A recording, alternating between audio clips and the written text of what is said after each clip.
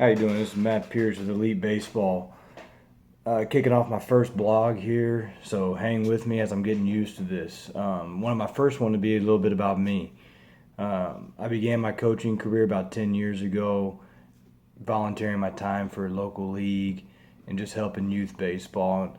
And that kind of parlayed itself into coaching for a 5A high school here in Texas, their summer program. From then, I kind of took it to select baseball, and then landed myself a varsity hitting coach at a private school here in Houston. Leading up to that time, I really had no hitting philosophy. We just really took hitters and told them to drive the ball, and how to win baseball games. And the hitting philosophy is something I never really had. When I became a varsity baseball coach is when you're told what's your hitting philosophy, and I got introduced into this world of staying inside the ball and getting your foot down and hand path and strong top hand, and I got suckered into teaching that stuff. And for a couple years there, I felt like this is what everyone's teaching. You go to clinics and you read online and you listen to Major League Baseball on TV, and this is what you hear all the time, so this had to be right. But through the whole time of teaching it, I never really felt like it's what I saw hitters do, or what I felt myself do whenever I would try and get on a tee and swing the bat. But the culture tells you this is what you teach. So through teaching this, I developed a couple good hitters, and we were getting recruited and scouted by Major League Baseball. And I had a buddy of mine tell me, "Look, Pierce, you got it all wrong." And he kind of opened up my eyes to hitting, and that leads me to where I am today. It started off small, and then just some more studying and video training, and listening to other guys who are in this world of hitting, and continuing to watch hitters. I really broke it down. So for me, I don't really get mad at coaches or players for hearing or doing the wrong things. It's just the culture that we brought up in, and I feel it's our job to change that culture. So in a nutshell, what do I believe in hitting? I believe that there is a way that elite hitters lock and unlock their bodies. And it doesn't just stop at hitting.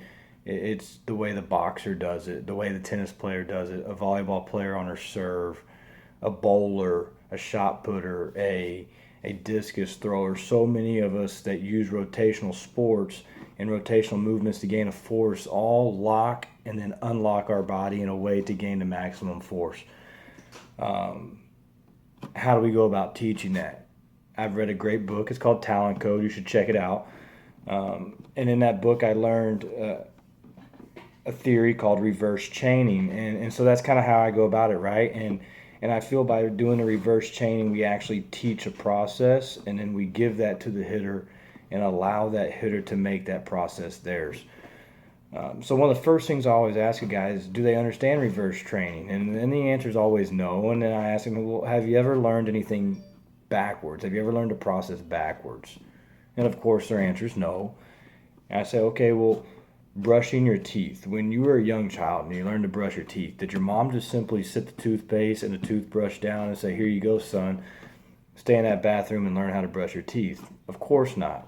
Mom took the toothpaste, opened it, put it on a toothbrush, she brushed your teeth, she helped you rinse out your mouth, and then when you were done, she gave you a towel and you learned how to dry your mouth. Well, after a few times of doing that, you wanted to learn the step that came before drying your mouth, and that was rinsing your mouth.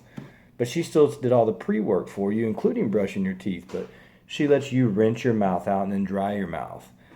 And then after you got comfortable with that process, you wanted to be the guy to hold a toothbrush. So what do? You hold a toothbrush and you scrub like your mom had been teaching you how to scrub, and then you fulfill the process until after however long it takes, you're the one completing the whole process. So that's kind of how reverse chaining works. People look at me, oh, Pierce, you can't teach this. You can't teach everybody the same swing. Everybody's swing is different. And while that's true, it's not necessarily true. And I use the alphabet and handwriting.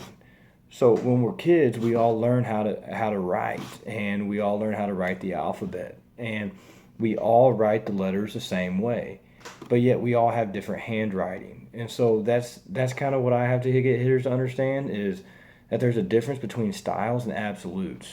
And while there's 1,000 different styles out there of how hitters accomplish this, they all have absolutes. And the absolutes is how they biomechanically lock and unlock their body. So what is the reverse chaining? So reverse chaining for me in the hitting process is the first thing I want the hitter to understand is how the hitter initiates the barrel with his hands, and that they have to understand that the hands never really travel from the right side of the hitter to the left side of the hitter, but he maintains the swing by externally rotating the shoulder and turning the barrel around the right shoulder into the path of the ball. From there, we take the swing and we learn how to use the back leg to rotate my right side into the strike zone. We call that riding the back leg. So we have turning the barrel, and then the next thing we're going to teach them is how to ride the back leg into that barrel turn.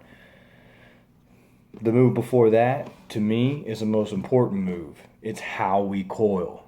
And coiling is what elite hitters do. Some guys do it big, some guys do it small, some guys preset it. But it's something they always do. It's how they put the energy into the ground so their leg can pull it back out into the swing. And then the step that leads before that is, of course, weighting the back leg. So if we were to put it in order, the hitter is going to weight the back leg. That's not the load, but he's going to weight the back leg. He's then going to coil the back leg into the ground to get the energy. And then he's going to pull the energy back out of the ground through the leg to rotate his body into the swing. So in a nutshell, that's what I'm teaching. And here over the next few weeks, I'll be sure to go into each one of those movements and classify each one of those movements a little bit deeper and make sure we understand, and we can work from there. So that's my first introduction. I know I threw a lot at you, but I hope you get it, and I hope you come back to watch my next video. My next video will be like reverse chaining, and we'll teach the turn of the barrel. See you next time.